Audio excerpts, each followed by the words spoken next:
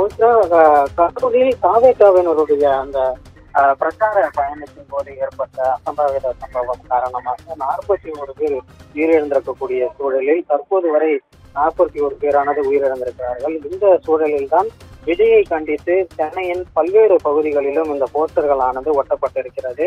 நடிகர் விஜயை கைது செய்ய வலியுறுத்தி சென்னையில் பல்வேறு பகுதிகளிலும் இந்த போஸ்டர்களானது ஒட்டப்பட்டிருக்கிறது. குறிப்பாக தமிழ்நாடு மாணவர் சங்கத்தின் பெயரில் இந்த போஸ்டர்களானது ஒட்டப்பட்டிருக்கிறது.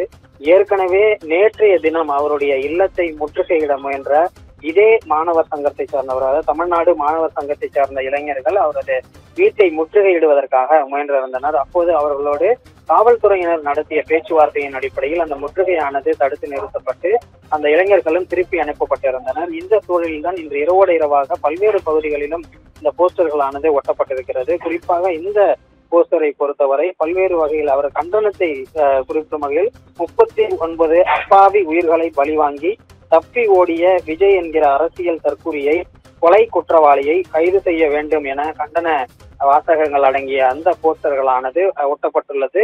சென்னை முழுவதும் பல்வேறு பகுதிகளில் இந்த போஸ்டர்களானது ஒட்டப்பட்டிருப்பது பரபரப்பை ஏற்படுத்தி இருக்கிறது. கூடுதல் விவரங்களுக்கு நன்றி பாஸ்கர பாண்டியன்.